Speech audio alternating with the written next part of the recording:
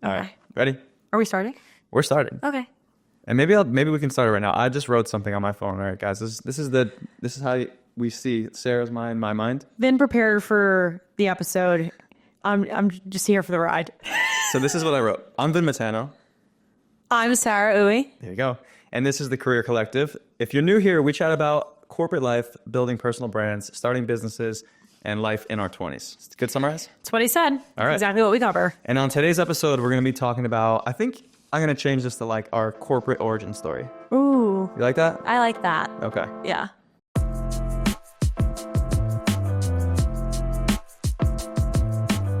I feel like we started with me last time, so let's start with you. Well, first, I want to hear about our travels.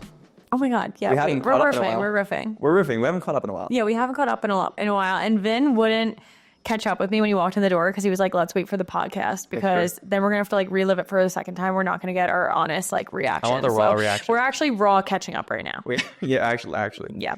Yeah, so tomorrow, me and Jonathan head to San Diego, and I'm basically telling everyone this is like our first time going out west because both of us, well, for me personally, I think he's been out there for soccer, but the only times I've ever been to California was to play soccer, like in college and stuff like that. So this is like the first kind of like enjoyment trip, even though I'll be working when I'm there. But like we're doing a lot of fun stuff. My birthday's on Monday. We have our really good friend's wedding. And then we're actually going to drive to Scottsdale, Arizona for his grandpa's 80th birthday, like a few days later. So we're doing kind of like a West Coast tour, which I'm really excited. Awesome. So how long total are you going to be out there? 10 days. But we come back on the 23rd, which is a little stressful. And we haven't done all of our Christmas shopping yet. So we're going to have to either do it when we're there or no one's getting gifts. So are you someone that typically shops last minute, or is this just because of travel? I've gotten some like good gifts, but typically every year I'm definitely shopping the last few days. Like we are a big Christmas Eve family. We do all of our guests Christmas Eve.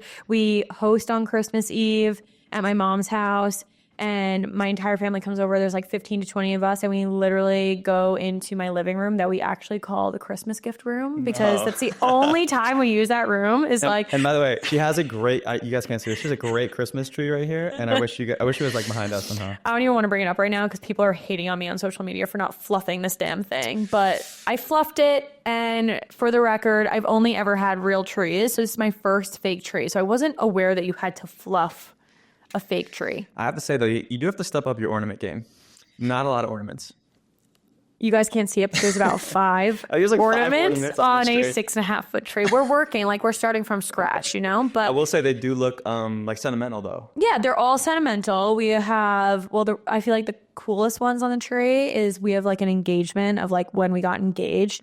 And that was my gift to Jonathan, but Jonathan got me the same exact gift back on the same day. These two right here? Yeah, exactly. So like that's like a little cute, fun story. But anyways, enough about my Christmas tree. Tell me about your travels because you just got back from something really exciting. I did, yeah. I was out in Miami for Art Basel. So sick. Which was really cool, really interesting.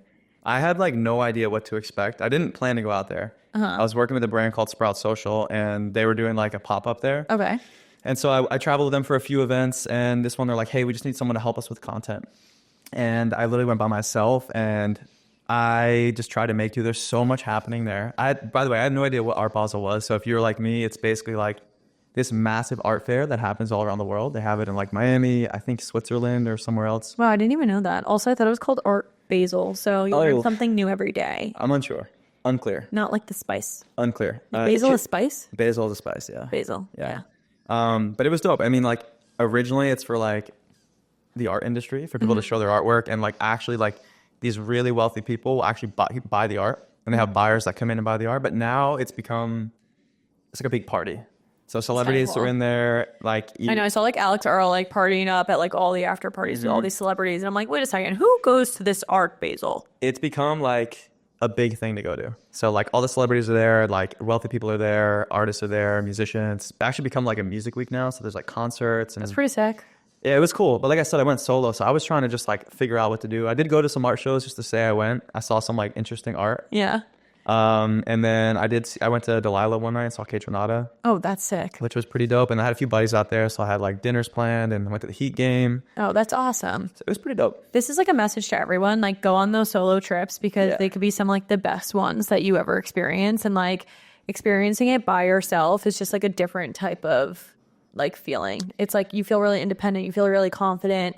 To be honest, I've never really technically done like a solo trip, but I've gone early to trips that like my friends were meeting me at. And even those first like 2-3 days, you're just like, oh my God, like I'm doing the thing. I'm experiencing life. I'm like confident. I'm like, you know, feeling like a strong individual. Like go ahead and do those solo trips. It actually forces you to do stuff because otherwise I'm just going to sit in my hotel room by myself. So I'm like hitting up people that like I'm connected with on LinkedIn that I don't know really well, but I'm like, hey, I know you're in Miami. Like, let's grab lunch. Yeah.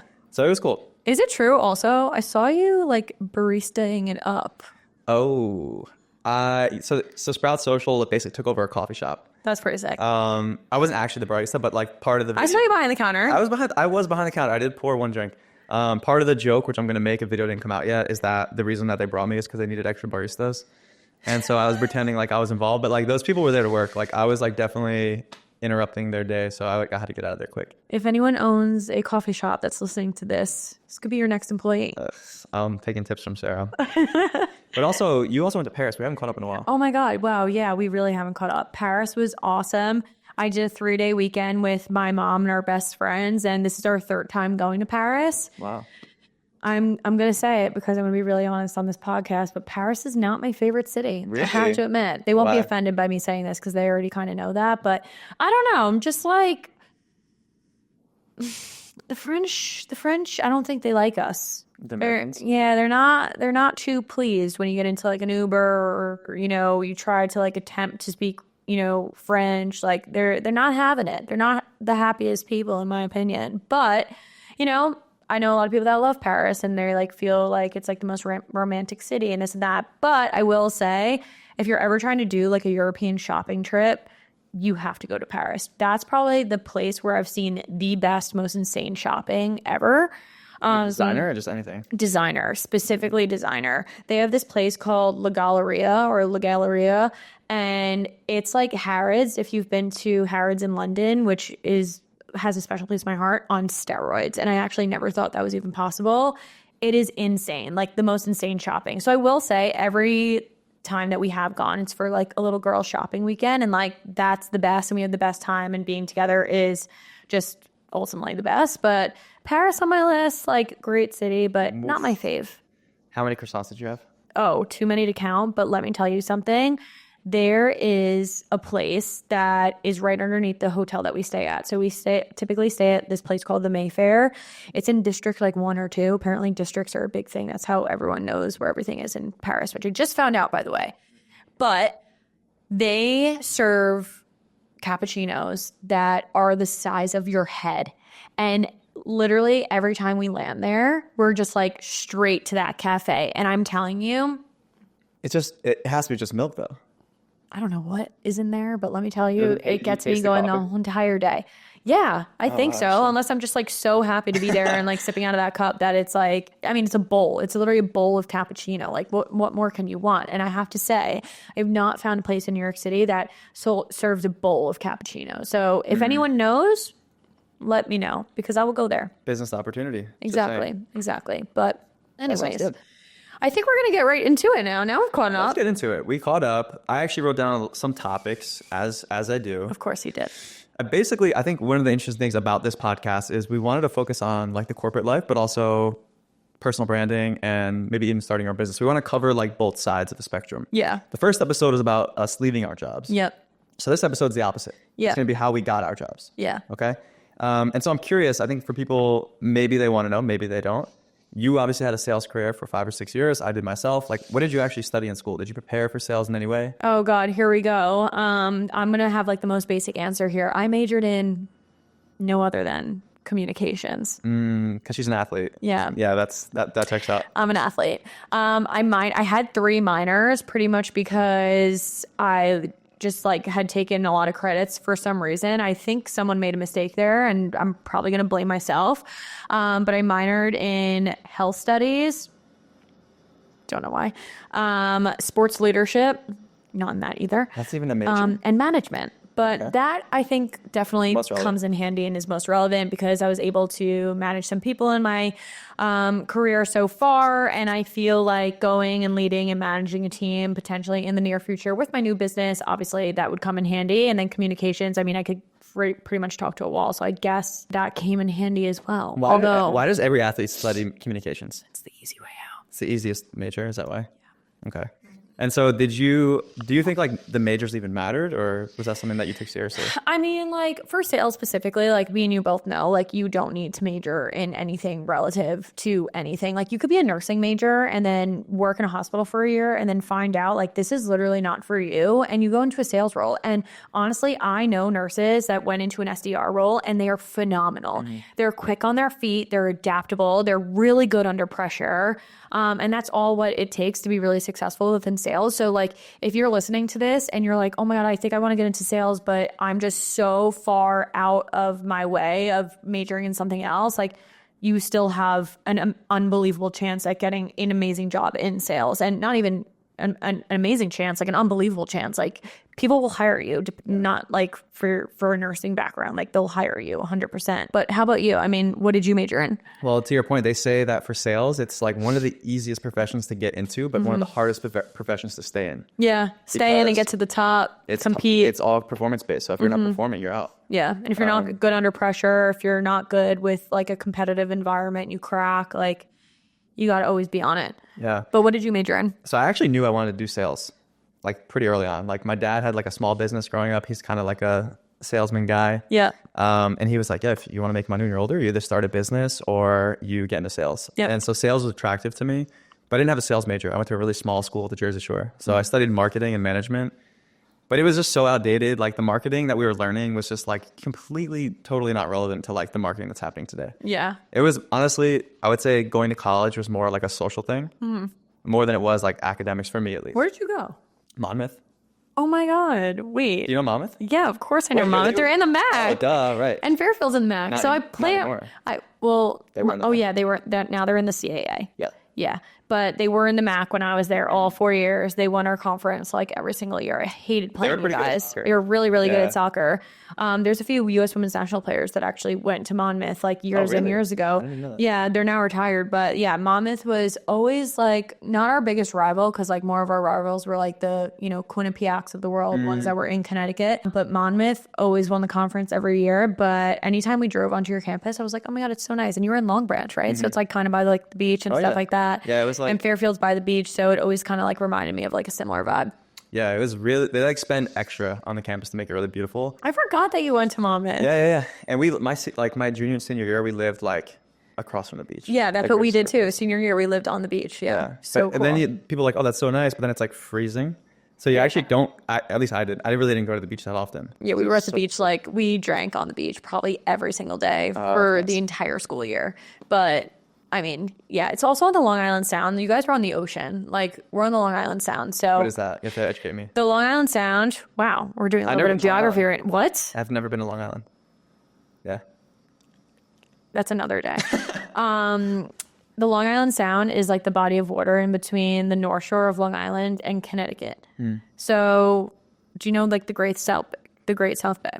I don't know none of this. Oh my God, this is like I know like is Montauk somewhere there. I've never been to Montauk. Okay, Montauk's on the South Shore. Okay. And it's completely opposite spectrum. Yeah, so Montauk's on the South Shore of Long Island, and that's like the Atlantic Ocean, but like it's all the Atlantic Ocean basically. But the Long Island Sound is just like this body of water that's like calm and in between Connecticut and Long Island. So is it a bay?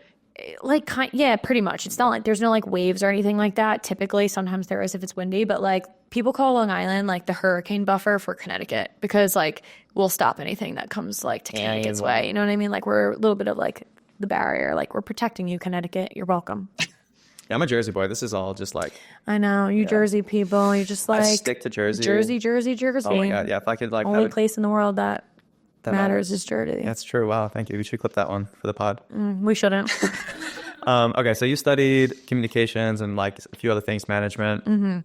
So when you were like graduating, did you know like you wanted to do sales, or how'd that come about? So I hate to also agree with you that I kind of knew I wanted to go into sales because for the most part, we are the minority. Like Yes. anyone you ask that is in sales is like, I have no idea how I ended up here, but thank God I did because I'm having the time of my life and I'm making a lot of money. And I just like kind of found myself in a sales position. I also knew I wanted to be in sales just simply because my mom, I think we spoke about this last time. I don't even know if we spoke about this yet, actually, but my mom is a big inspiration of mine. She's a businesswoman, and I actually interned at her company going through college. So I went to like in-person trade shows. They were small, but like I was client facing, I was young, and I was just like, oh my God, this is so cool that I'm like getting to create relationships with like C-suite level executives from other companies. Like I felt like so much older than I was. They were probably like, why is this like 15-year-old talking to me? But anyways, I also kind of knew I wanted to be, but like I said, guys, like we're the minority. Like most people don't know they want to go into it. But pretty much all spring semester my senior year, I had this girl calling me from Pareto, Mackenzie, who's now one of my best friends in the whole wide world. I just had dinner with her last week. Shout out Mackenzie, love you. She was a recruiter at Pareto at the time, which is where everyone starts, is on the recruitment team. And she recruited me to Pareto. She was not cold calling, but like, I guess basically, but for candidates. And she would call me like every single week, spring semester. And I would always be like, Wait, so she was trying to place you? She was trying to place me. Yep. And I would always answer the phone and I'd be like, why does this girl keep calling me like on the weekends or like on Fridays when I'm like at like a day drink or something like that? I'd always be like, hello, and like music in the background. Long story short, she recruited me and they hired me at Pareto, but everyone starts on the recruitment team, right? So I walk in day one and they're like, recruitment 101. And I'm like, That's what sales. holy shit, I'm in the wrong place. I'm like, no, I like applied for a sales role. And they're like, oh yeah, no, this is recruitment. And I'm like, okay, well, I guess we're going to recruit some people. So I was on the recruitment team for 7 months until I got promoted And how was that? to be an SDR. It was actually good. Like it set me up for success. Like for anyone that is in recruitment, like recruitment is 1000% sales. I actually think it got me like really prepared and confident to go into the SDR role. So it was actually a really good stepping stone because typically SDR is the first role you go into. So I feel like I had some prep going into that, which was good. But for you, how'd you land demand base? I actually have a really funny story that I don't think I've ever shared. This is funny. The reason I ended up at Demand Base was because I failed a drug test. That's a good headline right there. But There's always hope. Let me explain. Everyone's like, Vin, what? No, let me explain.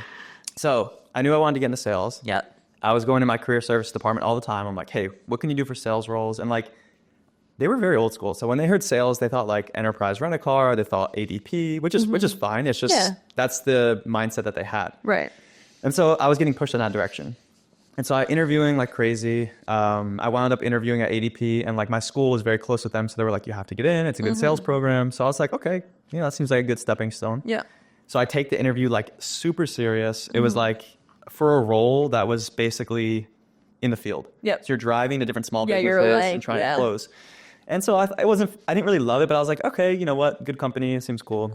I wound up getting the offer. And this was like March of my senior year. Okay. So I'm on top of the world. None of my friends have. You're like graduating with a job. 100%. Like, yeah, you're all good. I'm on top of the world. I'm like, all my friends are still looking. It's March. I can just coast now. I already have a job lined up. It was for like $42,000, by the way. Like, nothing to be like getting super excited about. But I was just excited about. I think I started at Pareto at like 48. So you got to start somewhere. Meanwhile, now starting salaries in sales roles are like 80, 85. Yeah, it's like it's gone up, especially OT. crazy. And so I was very excited about it. And I was keeping very busy at the end of the year. I had an internship. I was like doing my real estate exam for some reason. I'm not in real estate. I just thought to get it. And I forgot to take the drug test. And there was a strict deadline. Oh, you forgot to take it. It counted as a failure because I never submitted it. So they called me and they're like, hey, you never took your drug test. Damn, Vin, I was waiting for like your rebel era. I was like, what was it? What was the drug that came out? And if you know me, I don't do any drugs. I don't smoke. I don't do anything. And so they called me and said I failed my drug test. And I was like, whoa, wait. I was like, I didn't even take it. And they're like, yeah, you missed the deadline. I'm like, okay, so I can submit it. Like, I can go right now.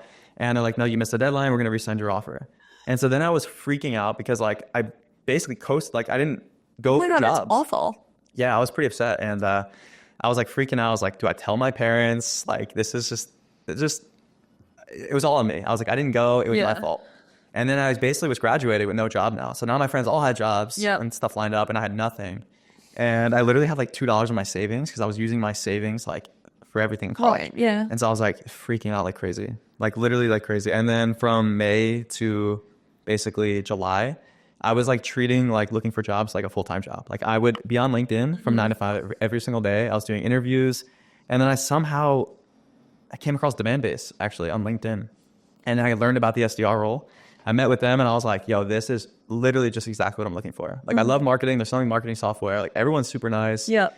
This is exactly it. And then it was basically like history from there. Wow. Yeah. Everything happens for a reason. It happens for a reason. I look back on it, I'm like, well, thank God that happened, because if I was working, that's not my style. Like that, I wouldn't have liked it. I know it. No, yeah. I mean, knowing you the way I do know you, like what was it? ADP? ADP, Yeah, no. I mean, I know a lot of people that went through ADP, and it's like a really structured, like seems like a little like boot camp-ish. I don't know. I feel like Demand Base was like 100% your move. And like you wouldn't have been where you are if it wasn't for Demand Base and like doing what you did. Like, so it all worked out for a reason. There's literally like these micro moments that like when you think it's the worst, it's actually like something that's way better down the line. Yeah. It's insane. Yeah, exactly. So that's amazing. And then I guess maybe like walk us through like what were like the first few months like at Demand Base, like when it comes to adjusting out of college, right? It's like you land your first corporate role and you're like really excited. Yeah. What were some of the things that you felt like propelled you forward?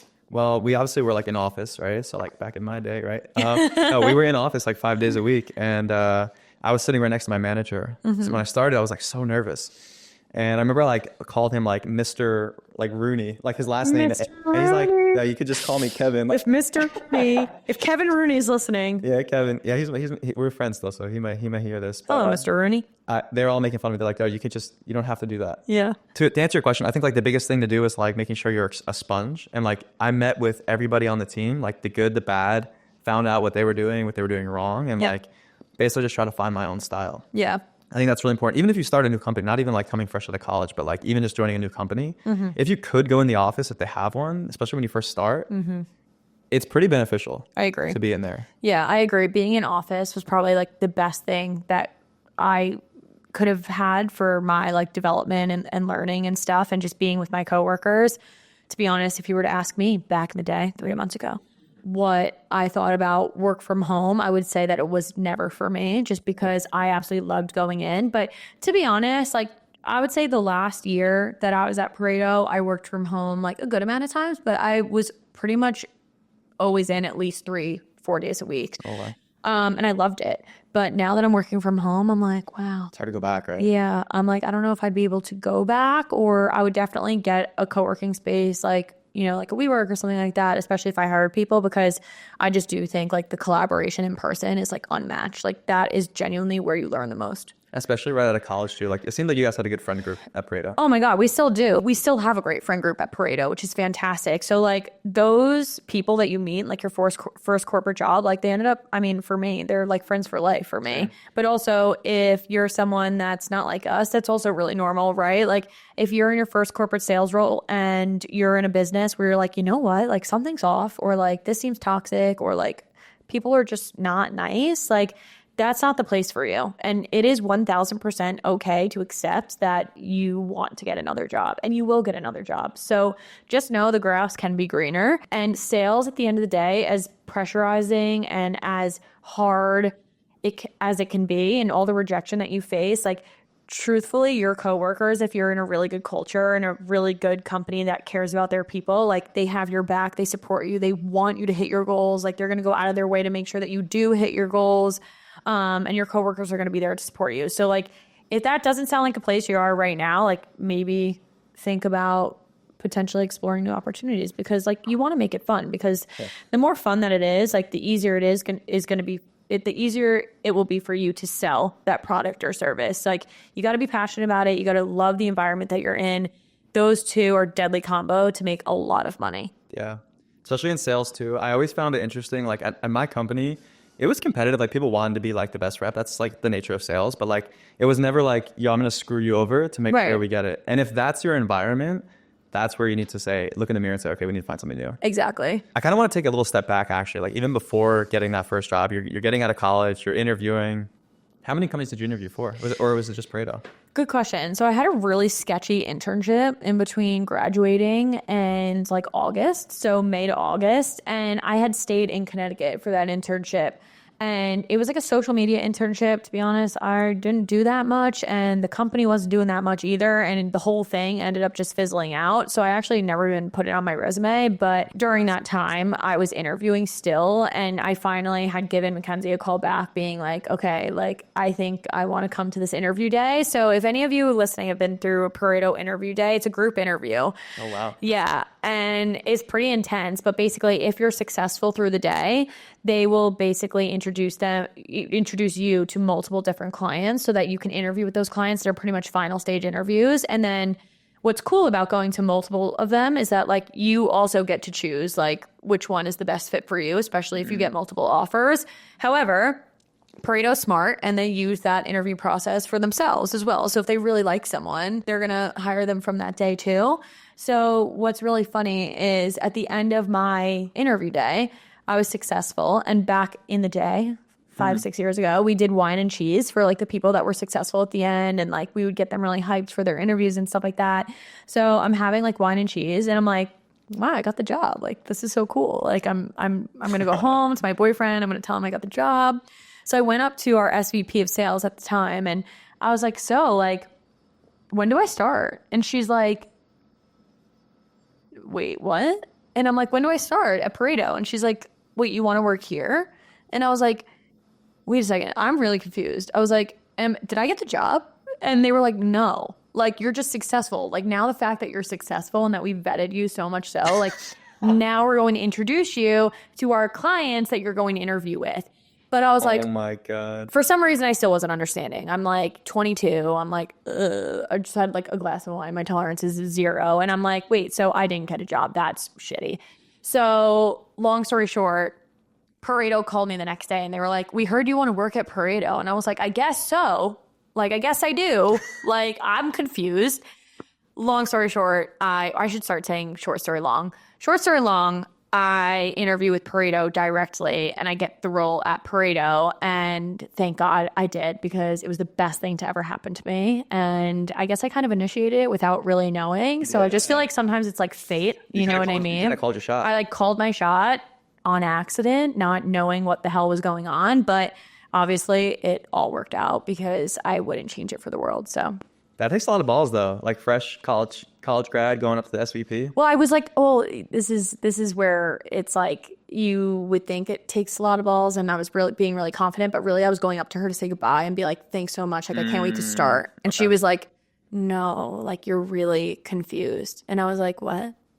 Like I thought I got the job. Yeah. Also, group interviews are a bit strange. Group interviews are strange. However, I will say like Pareto's got it down pat. Now that I actually have worked there for 5 years and I know exactly what goes on. And if I had just listened to those calls every time Mackenzie called me instead of like being at a day drink, I would have known exactly what I was walking into, but I didn't pay attention. So if you are a college grad, just take your interview seriously. Make sure you're like as prepared as possible. Who knows? Maybe it'll work out like regardless, but take them seriously because I wouldn't have been as confused on that day. And I probably wouldn't have made a fool of myself in front of the SVP by saying, oh, I can't wait to start when I didn't even actually have the job yet if I had paid attention. But that's a good segue. So I was going to ask too, like, what are your top job interview tips? My top job interview tips would be for sales specifically. Put that you're actively seeking a sales role on your resume because when you tailor that, automatically it shows the people that you're interviewing with like, okay, she's only applying for sales roles, which means she's motivated and she knows what she wants. Yep. She's not just applying for anything under the sun. And for sales, it takes the right person to be successful. So the fact that she's only applying for sales roles is a really good sign for us. 2, be really personal and personable and go in, like shake their hand. Like there's nothing worse than shaking someone's hand and it's like limp. You know what I mean? Like you got to be really confident. You got to show your confidence across, you know, that interview table or Zoom, whenever you know, that comes across. And then the last one is like, if you really want to take it up 10 notches, especially if you're interviewing for a sales role, going in already preparing a 30, 60, 90-day plan is going to like blow their mind, especially if they didn't ask for it. So a 30, 60, 90-day plan is basically just like what you want to accomplish in that role in the first 30 days, 60 days, and then 90 days. And all you really need to do is like bullet like the goals that you want to achieve within those days. Like it doesn't have to be something crazy elaborate, or maybe a few slides, anything like that, print it out, just pass it across the table. It just like always really, throws them in the best way possible. But what would your tips be? Well, mine would be kind of similar to yours. So like the first thing you mentioned, like put sales on the resume. It's always important. Even if you might not know exactly what you want to do after you graduate, or maybe you're in a career transition, you don't know exactly what you want to do. I always recommend making like multiple resumes. Yeah, I was going to say that. That's actually a really good idea. So like let's just say I'm interested in social media, but I'm also interested in sales. I don't know, right? Yeah. You can kind of gear both resumes to have like the buzzwords on each. Yep. So have your one social media resume, have your one sales resume. When you apply for jobs, use those specifically. So that's the one tip. The other thing is kind of based off what you said about the 30, 90-day plan. It's really just about preparation. Yeah. It doesn't really matter what you prepare. It just shows that you're taking this seriously. And so there is a method called like the briefcase method. And it was actually like something back in the day where people would come in with an actual briefcase and they would have something prepared. Yep. Now in the digital world, if you're going for a sales role, there's like a digital briefcase. And usually what I would recommend is like bringing together like a prospecting deck where it's like, hey, I see you guys sell to grocery stores. I put together a list of the top grocers in the country. And I know you guys sell to head of merchandising. So I listed out the top head of merchandising and their email address. And like, here's the email sequence that I would send to them. And if you can prepared with that, like you're getting the job. It's just all about like being. You're literally getting the job if you prepare that. And I also love the term that you said, like digital briefcase. I love that. Digital briefcase. And then on top of that, like also the follow-up, super important. Yeah. Oh my God. Yeah. Actually, big halt on there. If you are not sending a follow-up thank you for interviewing with the person that you interviewed with, chances are, and someone else did, right? If someone else did, if two people went in to interview, both of you guys were unbelievable. They can't choose, but one sent a thank you letter and you didn't, that person's getting the job over you. Yeah. Personalized as well. Personalized. Like all you have to do is just like grab one thing they mentioned in the conversation. Yep. Like does not have to be anything crazy. You don't have to like stalk them. You don't need to take a lot of time. Just one thing they mentioned. I really enjoyed talking to you about X, Y, and Z and looking forward to next steps. Yep. That's all you have to do and send it individually to everybody that you interviewed with. Digital briefcase, 30, 60, 90-day plan, and a thank you follow-up. You got the job. Bank. You absolutely got the job. Yep. And to actually get the interview, I think that's a little bit more challenging nowadays, is from what I hear. I'm not in the market, but from what I hear, it's really challenging to get the interviews. So do you have any tips to actually like land an interview, whether it's a new job or career transition? My favorite tip is finding out the person who is doing the interviews or that you would be interviewing with and messaging them on LinkedIn, a personal message, especially if it's a sales role. It's like you're already showing that you are prospecting that person and like you're doing the actions that it takes to accomplish a goal that you want to achieve. So I would just message them directly, because nowadays, guys, especially if you are a new college grad or you're about to, graduate, these people's inboxes are flooded with emails. You have to stand out. So a really creative way to stand out is messaging them on LinkedIn, shooting them a video even. Like, oh my God, video is amazing. Like if you are going to email if you are going to send a video to HR and you find out that Steph Smith is the person that is going to be interviewing you and you send her a personalized video over LinkedIn, I mean, you're getting the interview. Like hands down, because now you're showing personality, you're introducing yourself. Now there's like, you're trying to create a relationship now before you've even actually met the person. And that person, if they like you over the video and they see that you're going out of your way to be different, they're going to choose you for an interview over someone that just sent them an email. Plus, your emails that you do send them are probably getting buried. They might not even be seen, especially with the amount of people that are applying these days. So yeah, I would also add to like dangle the carrot for any of the work that you're going to do. So like the digital briefcase thing, you can say, hey, by the way, Steph, I put together this like prospecting deck for your company. I would love to share it with you guys. Yeah. And that, again, I love this digital briefcase. Like there's so much you could put in there. Really. There's a lot you can put in there. And so you don't even have to have it done by then. Yeah. Because if they don't answer, then you don't need to put it together. But if they say, yeah, sure, we would love to see it. Okay, now you have to get to work and like put that together. Yeah. How long would you say it takes to put something like that together? Because you don't want to overwhelm everyone either, right? Because realistically, it shouldn't take too long. If you have sales, if you have the relevant background, it shouldn't take too long. But if you're doing a career transition, I can see how that could be a little challenging. Yeah. I wouldn't like kill yourself over it. I think like the point is that you did some extra work. Yeah. It doesn't need to be like accurate. Yep. You just need to show that you did the extra work. So I don't know, maybe put aside like 30 minutes an hour at most. I was going to say, yeah, it shouldn't take you longer than an hour, even if you don't have the experience. So like, don't overwhelm yourself thinking, oh my God, I got to go spend a week doing a digital briefcase. Like anyone can do this in an hour. And you can admit it too. Like, hey, I'm not an expert in your company yet. Like, but based on my research, this is what I put together. I would love feedback. Yep. That way you're not saying like, I know everything and I'm the best person, right? Yep. So you're like being open to say, hey, I maybe made a mistake here, but like I would love the feedback. Yep. Leak that up. So we talked about the good, but let's talk about the bad. Okay. Do you have any like embarrassing moments during that interviewing process? Yeah, I have an embarrassing one. And like, this isn't one that's like funny. Like, this is one where it kind of really like hit me in the gut. And I was like, oh my God, I could have avoided this. And it's funny because when I was getting ready in the morning, I was like teetering between two different outfits. And I chose the most like businessy casual one. And Pareto is pretty like casual. Like we started with like, we would wear heels to the office, like all the stuff. And then after COVID, it was like, this is casual. You could wear jeans, like blazer, like still really look presentable. And for me personally, I always wanted to like get as dressed up as I felt comfortable because it just made me feel more confident and work harder in the office. But I was getting promoted to account executive from SDR, and we took our interviews very seriously at Pareto, and I just went in a little bit overconfident, and I definitely didn't dress for the role that I wanted, if that makes sense. So if you could take anything from this, it's dress and act for the role that you want, not the one you have. So I had worn like a 3/4 zip and like jeans, and I had a belt, but they took it as a sweatshirt.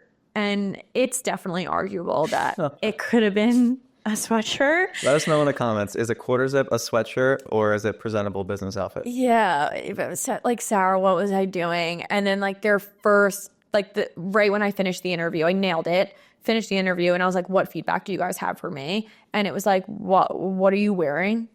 And I laughed and they were dead serious. And I was just like, fuck, like, I knew it. Like, I went the casual. I was really confident. Like, damn. Like, it was just one of those things that you don't want to make a mistake on. And, like, it actually was really embarrassing because I was just like, oh, my God, do I look like a slob? Like, but at the end of the day, it taught me a huge lesson. And it's you have to dress for the job that you want, not the one you have. And even though the SDR team was extremely casual, I was trying to get a job on the account executive side. And it's a lot more serious. You're running deals, you're client facing, like you're trying to close deals. Like I can't be wearing a sweatshirt, to, an in-person meeting with a CEO who's going to be in a full-blown suit, right? So that was a big mess up for me that I felt really embarrassed about. And I was just like, damn, I could have avoided this. And I got the job, but they had a follow-up conversation with me about like how I could have dressed more appropriately and just like more professionally, which really sucked because like I'm better than that, Yeah. So what about you? Well, I was going to say it's always best probably to overdress in those scenarios. Overdress. If you are in a business casual environment and then everyone knows you're interviewing for AE the next day, like go in a suit or go in a blazer, suit, whatever it is, appropriate work dress for ladies, like, just go over the top because they're also going to be really impressed by you doing that as well. It goes back to just like taking it super serious. Yeah. So even if it's like outside of your comfort zone, it's just like, I want them to know that I'm taking this very serious. So I'm just going to wear the suit or the blazer, which I don't normally do. Mm-hmm. Yeah. Also, what's really cool about it too is like when you come into work that day, people are like, "Oh, like she's interviewing for AE, she's taking it seriously," and like it sets the tone for everyone else. And honestly, that just shows it's like a really healthy culture as well because people want you to be successful, people want you to succeed. And as much as you do fool around maybe at your job with your coworkers, like at the end of the day, like you're all there to work really hard, and like business is business. So it's good to show everyone else that you're taking it seriously as well, and you're putting the company first. Yeah. This one you might like. I was interviewing for like an internship one time, and I think I might have resting bitch face maybe. RBF. I think we're both guilty of that. I think because sometimes if I'm just like listening, I'm not like smiling while I'm listening. I'm just like. That's because your brain's doing a million things at once. Right. You're trying to okay, what else? You're processing, yeah. And I remember the one guy, he stops the interview and he goes, "Do you need coffee?" Swear to God, I'm not even joking. I was like, "What?" And he was like, "Yeah, you seem tired." And I was like, "Oh, yeah, I'm not getting this one, huh?" And then after that, I was like, "Yo, I need to do a better job of like, your body language is so important that like, for me, my natural instinct is just like you said, just to sit there, listen. I'm engaging in the conversation, but I'm not like animated because that's just not how I am. Yeah. And that was a really important lesson, especially in sales. Like they talk about mirroring. So if your prospect, I just did a video on this, actually. oh really? Yeah. Oh, so maybe do you want? No, you take it away. I was gonna say for mirroring, like if your prospect is super animated, you kind of want to match their energy. Exactly. You want them to feel like, okay, this person's on my level. Or if they're reserved, you want to be reserved too. Yeah. If they're getting up like that and talking about something, you want to like meet them there. Yeah. Sort of thing. Yeah. And what would you add to mirroring? No, I just made a video about it the other day on TikTok, how like with end of the year and like how crazy and chaotic it could be in so many different businesses. Like maybe one of the reasons why you're not booking meetings is because you're not mirroring the person on the other side of the phone right now. And like, obviously that's important all year round, but especially crunch time when you have a target to hit, like if you are not paying attention to those little details of like going into a cold call super bubbly and someone's like really direct and like reserved, like you're not going to sell to that person, right? So it goes for interviewing as well. Like the people that are interviewing you, if they're really excited to interview you, you better seem just as excited that you're interviewing for the role, because then they're going to think that you don't even want it. You don't care. You don't care to stay in the position that, like, you don't care if you stay in the position that you're in. That's obviously not the case. So like, just never walk out with regrets of like coulda, shoulda, woulda on the basic things. Dressing professional, matching an energy. Like these are all things that you don't have to prepare for. It just should honestly be common sense when you're going into these things. So like, don't make those silly mistakes, because I think it's okay to make a few mistakes in an interview where you can catch yourself and, gain control back and like be confident. But like, these are the things that you can't revert back, and you can only say, I wish I did this. And like, those are silly things that you can nail. So yeah, they're all avoidable, I think, too. Yep. So I think that's a pretty good way to wrap up. Yeah, I think so too. I want to know though, off topic, we won't see each other for till the new year. Till the new year. So what are your Christmas plans? Christmas plans. So I think I said this in the beginning of the episode, but my mom hosts a really big Christmas Eve, which I absolutely love. So we have all of our family there, really excited. And then for New Year's, every single year, my entire family, it's the only weekend of the entire year that my entire family goes away together for 3 days. We go up to the Poconos. Have you heard of Woodloch Pines? No, but I'm familiar with the Poconos. Well, if you knew anything about Long Island, every Long Islander knows about Woodloch Pines, but New Jersey folks. So what does that have to do with the Poconos? So Woodloch Pines is like a lodge. It's like a family, like it's like a family resort, and it's in the Poconos, and that's just where we all go for New Year's. And there's like a big black tie event, which is really fun. So like all of my cousins are already talking about like where we're getting our dresses and this and that. Cool. So it's just like really good to be together and just like very family oriented. And I'll do Jonathan and his family for Christmas Day, which is really nice. So I'm a big family person, family first. I can't wait to see all of them. So it's like, I'm really excited for my trip tomorrow, but I also can't wait to come back because I know I'm going to be with like everyone that I love. So busy weeks. Busy, but what about you? Same deal. I'll be with a lot of family. We're going to be in Brooklyn on Christmas Eve with Gianna's family. Nice. And then Christmas days with my sisters. They're in Jersey. My nieces. It's actually great. Like Christmas is great as to begin with, but like with nieces that are like 2 and 4, it's like, honestly, it's great. Well, that's actually funny you say that, because we have a brand new niece. Ooh. She's 3 weeks old. Shout out Gianna Harper. She's our first niece. Oh, she's gonna get spoiled. / our first, like, we don't have any nephews either. So what do you call that? Just like our first kid in the family that is our niece. Yeah. But she's 3 weeks old, so it's gonna be for her first Christmas. But I held her for the first time a few days ago. Not gonna lie, I was scared shitless. Like, I've never seen somebody that small in my life. So I was really nervous about holding her, but it was all good. She did throw up on me, but it'll be really nice to obviously have a new member of the family, especially on Christmas Day, and just like all the attention like on her, which is really great. So I'm excited to see that too. It makes the holidays extra special. Yeah, I'm excited for when she's like a little bit older, like how you said, like 2, 3, where they like really understand Christmas and like they get gifts and you could get them stuff that they really appreciate and stuff. So yeah.